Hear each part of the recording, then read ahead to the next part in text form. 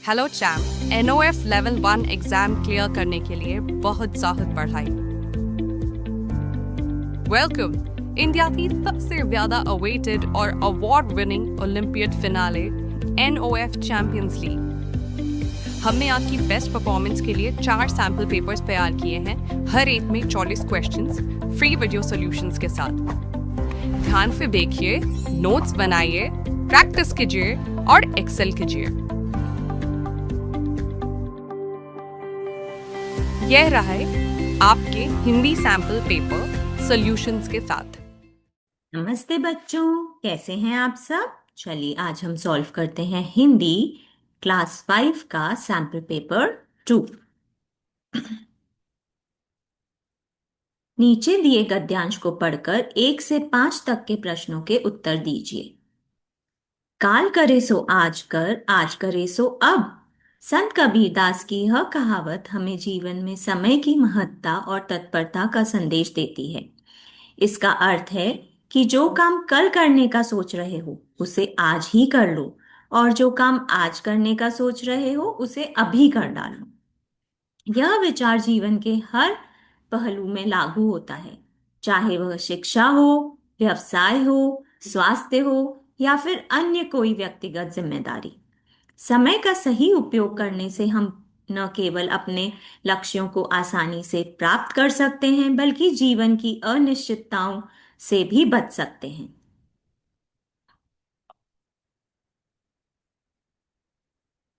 समय के महत्व को समझने के लिए यह आवश्यक है कि हम अपने कामों को टालना छोड़ दें।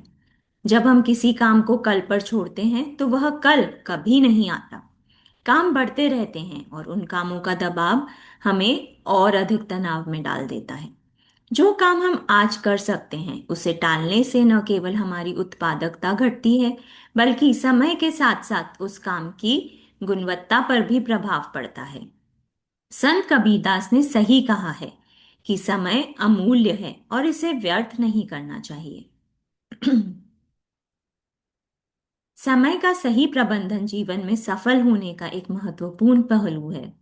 जो व्यक्ति समय की कीमत समझते हैं वे अपने जीवन में बेहतर अनुशासन बना पाते हैं। उदाहरण के लिए, एक विद्यार्थी अगर अपनी पढ़ाई समय पर करता है और हर दिन नियमित रूप से अध्ययन करता है तो वह परीक्षा के समय तनाव मुक्त रहता है और अच्छे अंक प्राप्त कर पाता है। इसके विपरीत, जो विद्यार्थी अपनी पढ़ाई को टालते रहते हैं वे अंत में बहुत सारे पाठ्यक्रम को समझने में असमर्थ होते हैं और परीक्षा में संघर्ष करते हैं। इसी प्रकार जीवन के अन्य क्षेत्रों में भी समय का महत्व उतना ही महत्वपूर्ण है। वास्तव में यह कथन हमें सिखाता है कि समय के अनुसार चलना और हर कार्य को सही समय पर करना हमें जीवन में सफलता दिला सकता है। समय कभी किसी के लिए रुकता नहीं है, यह निरंतर चलता रहता है, और जो लोग इसके साथ कदम मिलाकर चलते हैं वे जीवन में अधिक सफल होते हैं। समय की बर्बादी से न केवल हम अपने कामों में देरी करते हैं, बल्कि अपने लक्ष्यों से भी दूर होते जाते हैं। तो आइए इससे रिलेटेड प्रश्न करते हैं। प्रश्न 1, संत कबीरदास की कहावत काल करे सो आज कर का मुख्य संदेश क्या है। ऑप्शन ए, दूसरों से मदद लेना। ऑप्शन बी, कल के लिए योजना बनाना। ऑप्शन सी, समय का सही उपयोग और तत्परता। ऑप्शन डी, आराम करने की सलाह। तो इसका सही उत्तर क्या होना चाहिए बच्चों। ऑप्शन सी, काल करे सो आज कर का संदेश है समय का सही उपयोग करना और तत्परता। प्रश्न 2, किसी काम को कल पर छोड़ने से क्या परिणाम हो सकता है। ऑप्शन ए, काम का दबाव और तनाव बढ़ता है। ऑप्शन बी, समय की बचत। ऑप्शन सी, काम आसानी से हो जाता है। ऑप्शन डी, काम की गुणवत्ता बेहतर होती है। तो इसका सही उत्तर होगा बच्चों ऑप्शन ए। अगर हम काम कल पर छोड़ते हैं तो हम पर काम का दबाव और तनाव बढ़ता जाता है, काम का प्रेशर बढ़ता जाता है, क्योंकि काम पाइल अप होता जा रहा है। प्रश्न 3, समय का सही प्रबंधन किसके लिए महत्वपूर्ण है। ऑप्शन ए, केवल विद्यार्थियों के लिए, ऑप्शन बी जीवन के हर पहलू के लिए, ऑप्शन सी केवल व्यापारियों के लिए, ऑप्शन डी केवल स्वास्थ्य के लिए। तो समय का सही प्रबंधन जीवन के हर पहलू के लिए इम्पोर्टेंट है, हर पहलू के लिए जरूरी है, इसलिए इसका सही उत्तर होना चाहिए ऑप्शन बी जीवन के हर पहलू के लिए।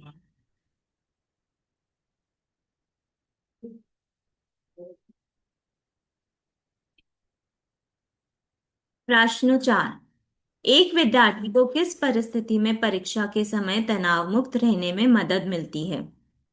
ऑप्शन ए, जब वह समय पर और नियमित रूप से पढ़ाई करता है, जब वह अपनी पढ़ाई को टालता है, जब वह परीक्षा से पहले पढ़ाई शुरू करता है, जब वह केवल महत्वपूर्ण विषय पढ़ता है। तो बच्चों, परीक्षा के टाइम हम कब तनाव मुक्त रह सकते हैं? अगर हमने रोज नियमित रूप से अपनी पढ़ाई की है तो एक साथ हम पर वर्कलोड, पढ़ाई का प्रेशर नहीं पड़ता है। तो इसलिए इसका सही उत्तर क्या होना चाहिए?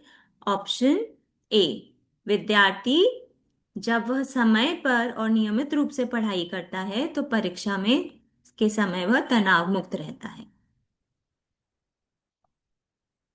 क्वेश्चन 5। कबीरदास की कहावत काल करे सो आज कर हमें क्या सिखाती है?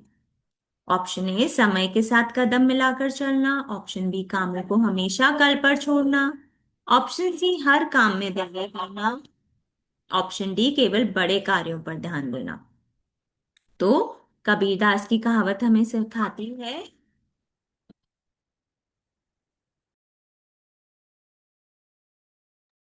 कबीरदास की कहावत हमें सिखाती है ऑप्शन ए, समय के साथ कदम मिलाकर चलना।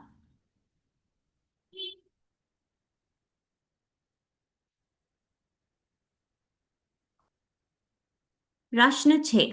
निम्न वाक्य में भाववाचक संज्ञा शब्द चुनिए। आज मनुष्य में मानवता खत्म हो गई है। तो बच्चों, इसमें भाववाचक संज्ञा क्या है? आज मानवता में या खत्म हो गई है। तो इसका सही उत्तर होना चाहिए ऑप्शन बी, मानवता। यहाँ भाववाचक संज्ञा है मानवता।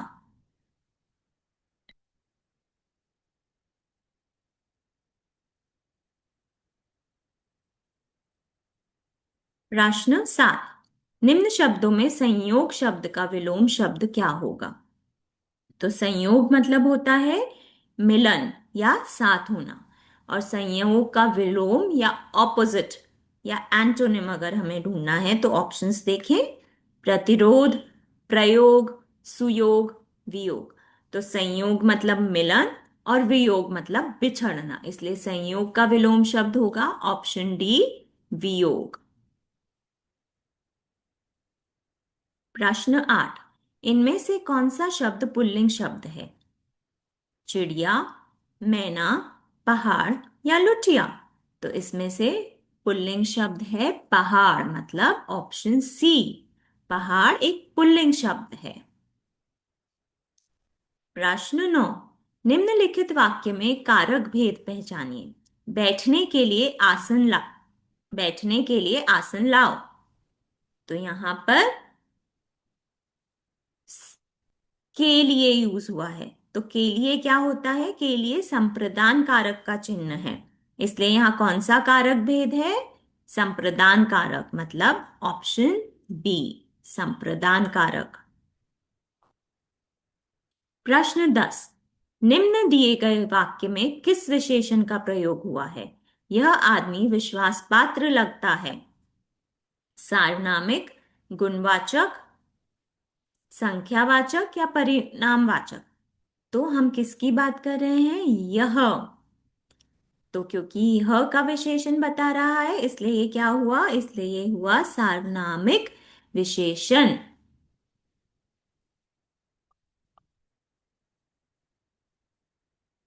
प्रश्न 11। कर्म के आधार पर क्रिया के कितने भेद बताए गए हैं? तो बच्चों, कर्म के आधार पर क्रिया के दो भेद होते हैं, सकर्मक क्रिया और अकर्मक क्रिया। जो कर्म के साथ हो वो है सकर्मक क्रिया, और जो कर्म के बिना हो वो है अकर्मक क्रिया। इसलिए इसका सही उत्तर होगा ऑप्शन ए, कर्म के आधार पर क्रिया के दो भेद होते हैं। प्रश्न 12, समझौता शब्द में प्रत्यय है। तो बच्चों, प्रत्यय मतलब होता है सफिक्स, है ना। तो यहाँ समझौता कैसा बना है, मूल शब्द है समझ, और उसमें हमने मिलाया है औता। तो कहाँ है वो प्रत्यय औता, ओता, औता, झोता या झौता। तो सही उत्तर होना चाहिए ऑप्शन बी, समझौता शब्द में प्रत्यय है औता। प्रश्न 13, य, र, व, ल वर्ण समूह को निम्न विकल्पों में से किस नाम से जाना जाता है। संयुक्त व्यंजन, ऊष्म व्यंजन, आयोगवाह या अंतःस्थ व्यंजन। तो बच्चों, संयुक्त व्यंजन होते हैं क्ष, त्र, ज्ञ और श्र। आयोगवाह होते हैं अंग और अह, है ना। और अंतःस्थ व्यंजन होते हैं य, र, ल, व। इसलिए इसका सही उत्तर होगा ऑप्शन डी, अंतःस्थ व्यंजन। प्रश्न 14, अंकिता आम खा रही है वाक्य में कौन सा क्रिया भेद है। तो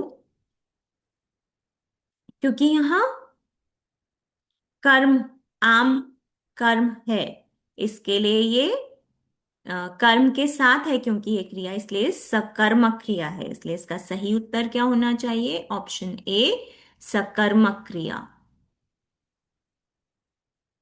प्रश्न 15, साल का सबसे छोटा महीना कौन सा है। जनवरी, फरवरी, मार्च या अप्रैल।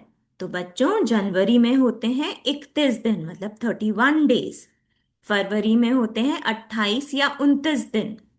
मार्च में होते हैं 31 दिन।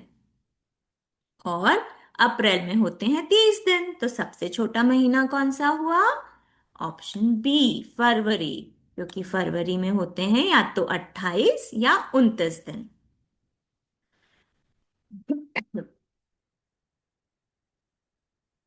प्रश्न 16, 26 का हिंदी अंक क्या होगा। तो बच्चों, 26 मतलब होता है 26। तो हिंदी में हम दो कैसे लिखते हैं, ऐसे, और छह कैसे लिखते हैं, ऐसे। तो हमें कहाँ दिखता है ये अंक, ऑप्शन ए में। 26 का हिंदी अंक है ऑप्शन ए। प्रश्न 17, नीचे दिए विकल्पों में से संयुक्त व्यंजन बनने वाले विकल्पों को चुनिए। तो बच्चों, श प्लस र से बनता है हमारा संयुक्त व्यंजन श्र। श्र से श्रमिक। त और र से बनता है हमारा संयुक्त व्यंजन त्र। ऑप्शन सी है अ और ब दोनों, और ऑप्शन डी है न, म। तो संयुक्त व्यंजन कौन कौन से हैं, श्र और त्र दोनों ही संयुक्त व्यंजन है। इसलिए इसका सही ऑप्शन होना चाहिए ऑप्शन सी, अ और ब दोनों। प्रश्न 18, मधुर बोलने वाला वाक्य में पर्यायवाची शब्द क्या होगा, पहचानिए। तो बच्चों, मधुर बोलने वाला को हम बोलते हैं मृदुभाषी, जो मीठा बोलता है। तो वो देखें, ऑप्शंस पढ़ते हैं, मृदुभाषी, मृदु, भाषा, प्रशंसनीय। तो सही ऑप्शन क्या होना चाहिए, ऑप्शन ए, मधुर बोलने वाला होता है मृदुभाषी। प्रश्न 19, बारिश ने खेतों में इतना पानी भर दिया कि किसानों की फसल पूरी तरह चौपट हो गई। वाक्य में आए रेखांकित मुहावरे का अर्थ है। तो यहाँ रेखांकित मुहावरा है चौपट हो गई। ऑप्शंस देखते हैं, सम्मान नष्ट हो जाना, नष्ट हो जाना, मूर्ख व्यक्ति, कष्ट सहना। तो फसल चौपट हो गई मतलब फसल नष्ट हो गई, इसलिए सही ऑप्शन होना चाहिए ऑप्शन बी, नष्ट हो जाना। प्रश्न 20, सप्ताह के दिन वीरवार को और किस नाम से जाना जाता है। तो बच्चों, वीरवार मतलब होता है वीरवार, गुरुवार या बृहस्पतिवार। बृहस्पतिवार, ये तीनों एक ही चीज है, मतलब थर्सडे। थर्सडे को हम गुरुवार या वीरवार भी बोलते हैं। तो देखें कहाँ लिखा है वो ऑप्शन, गुरुवार। ऑप्शन बी सही है, वीरवार को हम गुरुवार भी कहते हैं। क्वेश्चन 21, क प्लस अ प्लस र प्लस म प्लस अ वर्णों के मेल से कौन सा व्यंजन बनता है? तो बच्चों आधा क और अ मिला तो क्या बना? क। और ये आधा र है, और आधा र का हमको पता है रेफ आती है, और ये म प्लस अ हुआ म, तो कर्म। कर्म हमें किस ऑप्शन में दिखता है? ऑप्शन ए, इसलिए इसका सही उत्तर है कर्म। प्रश्न 22, मुझे सफेद गुलाब पसंद है। वाक्य में रेखांकित शब्द में विशेषण भेद है। परिणामवाचक, गुणवाचक, सार्वनामिक या संख्यावाचक? तो सफेद गुलाब का क्या बता रहा है? गुण, इसलिए यहाँ सही उत्तर क्या होना चाहिए? ऑप्शन बी, सफेद गुणवाचक विशेषण है। प्रश्न 23, निम्न विकल्पों में विस्मयादि बोधक चिन्ह पहचानिए। तो विस्मयादि बोधक चिन्ह मतलब एक्सक्लेमेशन मार्क, और हमें एक्सक्लेमेशन मार्क कहाँ दिखता है? ऑप्शन सी में, ये है विस्मयादि बोधक चिन्ह। प्रश्न 24, वह खाना खाकर खेलने चला गया। संरचना की दृष्टि से वाक्य में कौन सी क्रिया प्रयुक्त हुई है? तो बच्चों यहाँ चला गया, चला गया एक संयुक्त क्रिया का उदाहरण है, जहां दो क्रियाएं मिलकर एक पूर्ण अर्थ देती हैं। इसलिए इसका सही उत्तर क्या होना चाहिए? इसका सही उत्तर है ऑप्शन डी, संयुक्त क्रिया। प्रश्न 25, निम्न वर्णों में से अंतःस्थ व्यंजन वर्ण समूह को चुनिए।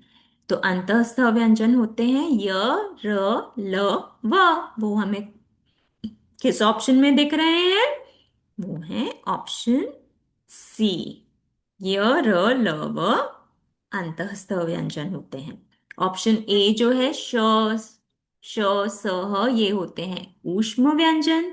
अंग और अह होते हैं अयोगवाह, और क्ष, त्र, ज्ञ, श्र होते हैं संयुक्त व्यंजन। इसलिए अंतःस्थ व्यंजन हुए य, र, ल, व।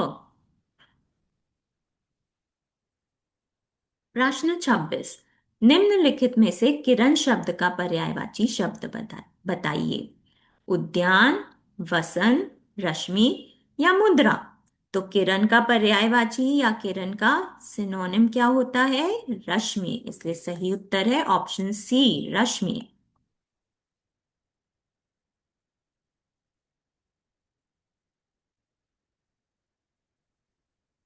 प्रश्न 27, चिराग सो रहा है वाक्य में कौन सा काल है?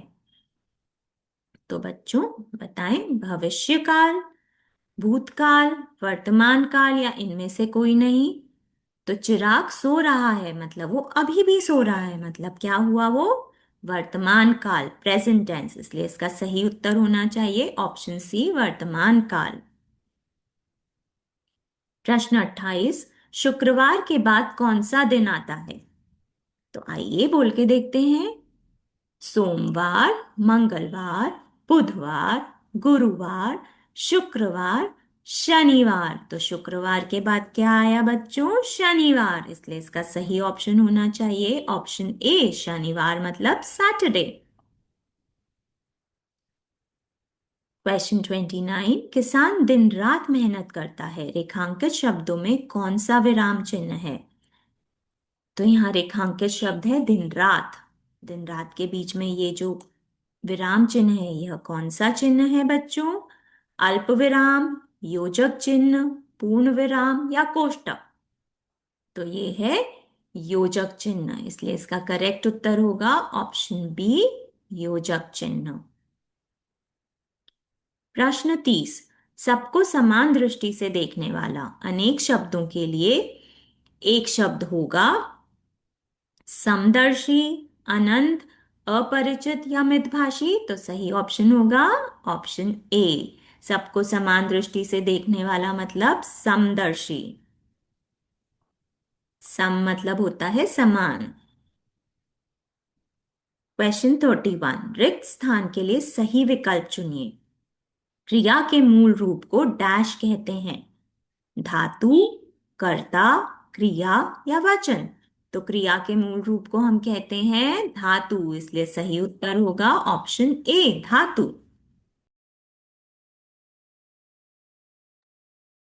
क्वेश्चन 32, मनोज के पास दो कारें हैं, वाक्य में संख्यावाचक विशेषण है। तो संख्या मतलब जो नंबर बताती है, तो यहाँ नंबर क्या है? दो।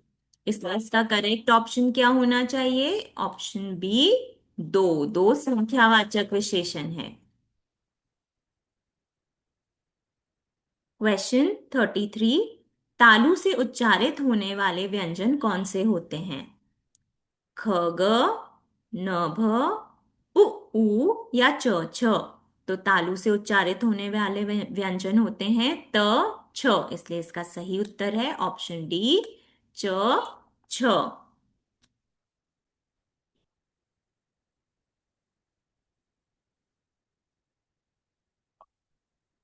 क्वेश्चन 34, वर्तनी के आधार अशुद्ध वर्तनी वाले शब्द को चुनिए।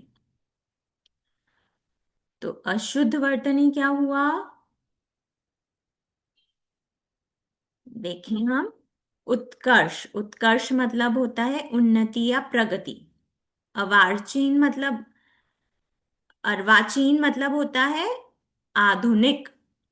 चतुर्भुज मतलब जिसके चार भुजाएं हैं। वीणा पाणी मतलब जिसके हाथ में वीणा है। तो यहाँ उत्कर्ष जो है, ये श शक्कर की जगह होता है, यहाँ श षटकोण का उत्कर्ष। इसलिए हमारा अशुद्ध वर्तनी वाला शब्द कौन सा है? ऑप्शन सी उत्कर्ष। क्वेश्चन 35, आराध्या घर के जा रही है, वाक्य में आई अशुद्धि को पहचानो।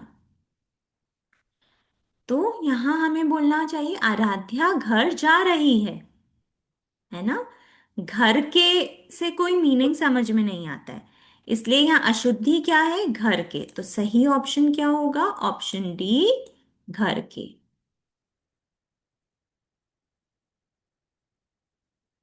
क्वेश्चन 36, मित्र का बहुवचन रूप है। तो मित्र का बहुवचन होता है मित्रगण, इसलिए सही उत्तर होना चाहिए ऑप्शन बी मित्रगण।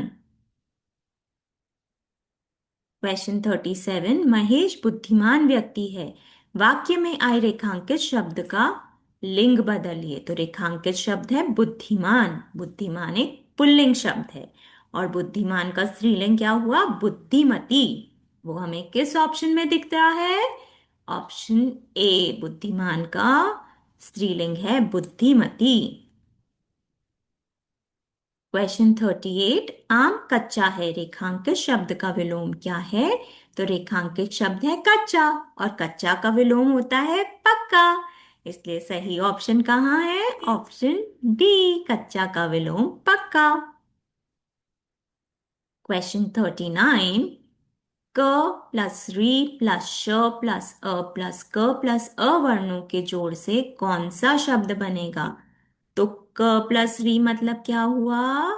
क्री। री की मात्रा कैसी होती है? क्री। श प्लस अ हुआ श, और क प्लस अ हुआ क। क्या बना ये?